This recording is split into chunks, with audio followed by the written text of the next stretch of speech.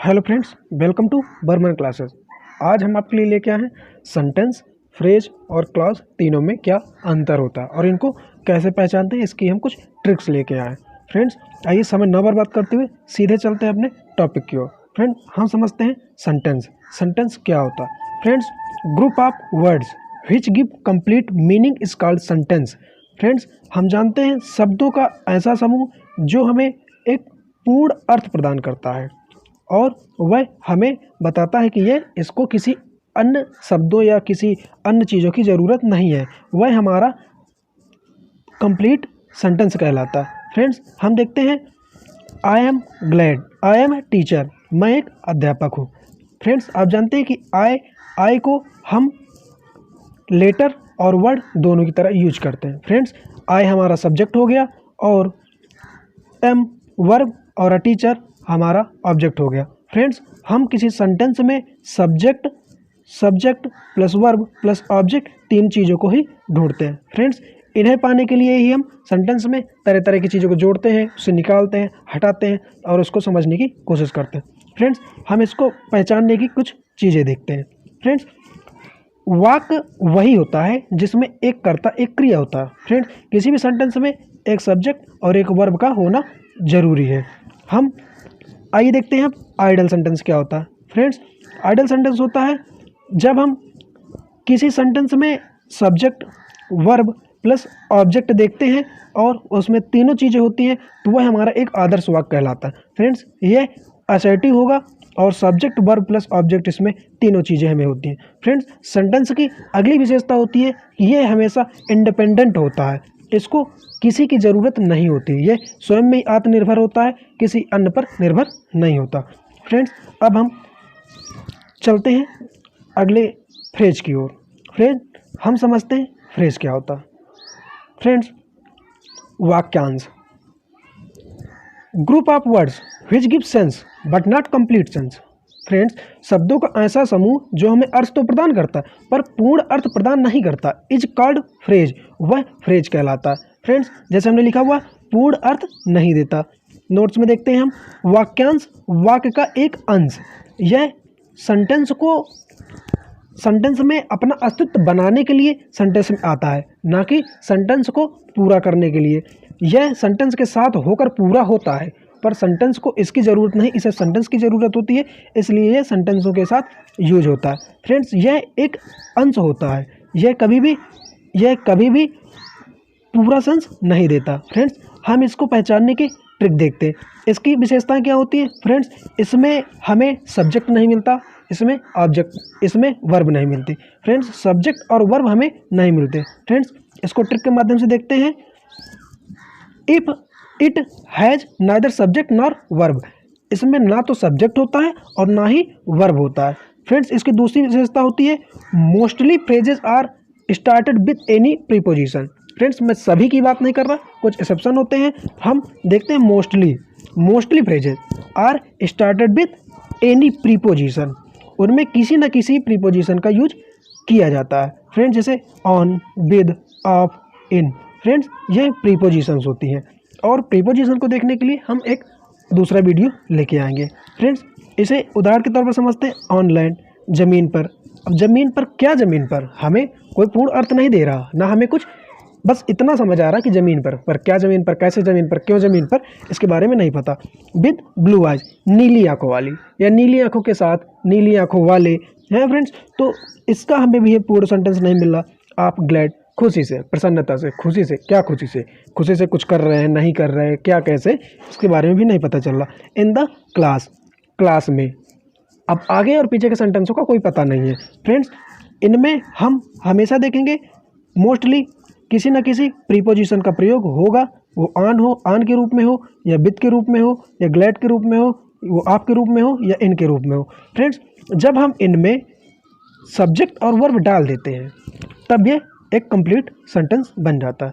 Friends, ये इनमें subject और वर्ब का अभाव होता है। जब इनमें वो सब्जेक्ट और वर्ब डाला जाता है तब ये कंप्लीट सेंटेंस बन जाते हैं।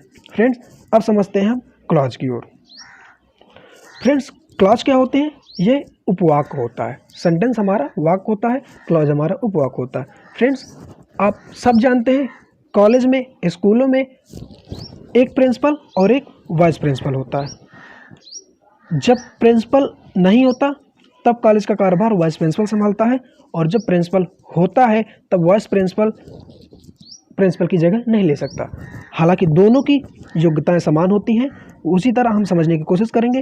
फ्रेंड्स, सेंटेंस में भी सब्जेक्ट और वर्ब दोनों होता है, इसी तरह क्लॉज में भी सब्जेक्ट और वर्ब दोनों होती है, परंतु हम इनमें क्या अंतर है वो देखने की कोशिश करते हैं।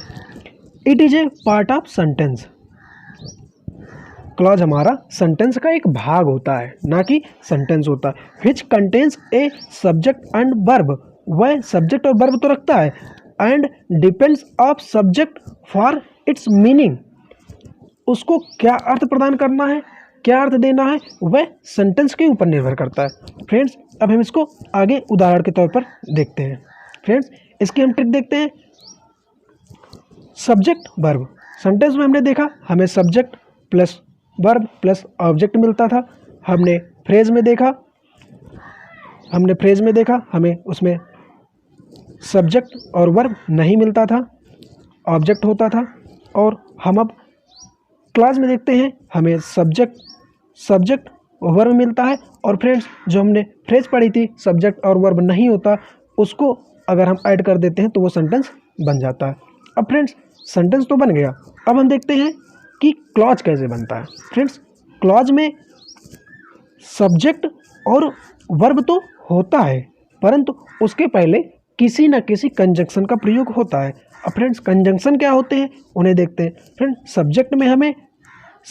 सेंटेंस में हमें सब्जेक्ट वर्ब और फ्रेज मिलते हैं, तब वो हमारा सेंटेंस बन जाता है। और क्लॉज में किसी न किसी कंजंक्शन का प्रयोग होता है, और फिर इसके बाद सब्जेक्ट वर्ब ऑब्जेक्ट जिसका भी प्रयोग किसी का भी किया जा सकता है, तब वो हमारा क्लॉज बनता है। फ्रेंड्स, अब कंजंक्शन क्या होते हैं, कंजंक्शन देखते हैं। That, if, whether, WH type words, कुछ भी, व्हाट, व्हाई, व्हेन, ये सब सब्जेक्ट वर्ब प्लस ऑब्जेक्ट, तब वो हमारा क्लॉज बनता है।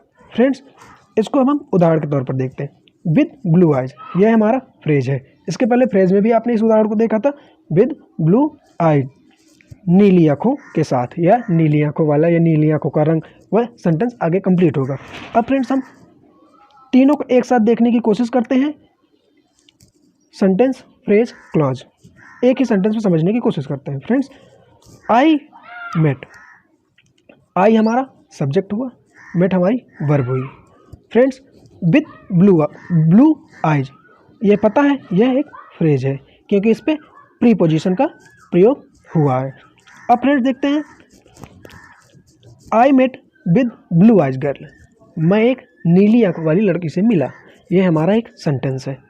अब friends, whose eyes were blue, जिसकी आंखें नीली थी। फ्रेंड्स, उसकी आंखें कैसी थी, नीली थी। हम जानते हैं कि हमें क्लॉज में वर्ब मिलती है और सब्जेक्ट मिल जाता है, और उसके पहले किसी न किसी कंजंक्शन का प्रयोग होता है। कंजंक्शन हमारा हुज का प्रयोग है, और वेयर हमारी वर्ब है, और आइज और ब्लू हमारा है। अब फ्रेंड्स, अगला उदाहरण देखते हैं। If you come, if conjunction है, यू कम, यू हमारा सब्जेक्ट है और वर्ब, और कम हमारी वर्ब है। फ्रेंड्स, इसलिए हम इसको क्लॉज कह सकते हैं। इसमें हमारा सब्जेक्ट भी है, इसमें हमारी वर्ब भी है, और इसके पहले कंजंक्शन का प्रयोग किया गया। अब फ्रेंड्स, दूसरा देखते हैं। आई विल टीच यू, मैं तुम्हें पढ़ाऊँगा।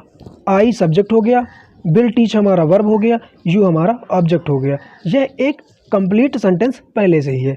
इसमें हमने दूसरा क्लॉज यूज किया, आई वो, इफ़ यू कम, यदि तुम आओगे, यह हमारा क्लॉज है। फ्रेंड्स, यदि आप दोनों को अलग करें, इफ़ यू कम, यदि तुम आओ तो मैं तुम्हें पढ़ाऊँगा, यदि तुम आओगे तो मैं तुम्हें पढ़ाऊँगा, और यदि वह नहीं आएगा तो नहीं पढ़ाएगा।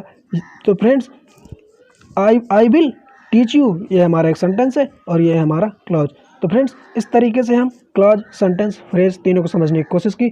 आई होप ये वीडियो आपको समझ में आया होगा। अगर नहीं समझ में आया तो एक बार इस वीडियो को आप पुनः देखें, आपको समझ में आएगा। फ्रेंड्स, ऐसे वीडियो को पाने के लिए हमारे चैनल को सब्सक्राइब करें और बेल आइकन दबाना बिल्कुल ना भूलें, जिससे आने वाला नोटिफिकेशन सबसे पहले आप तक पहुँचे।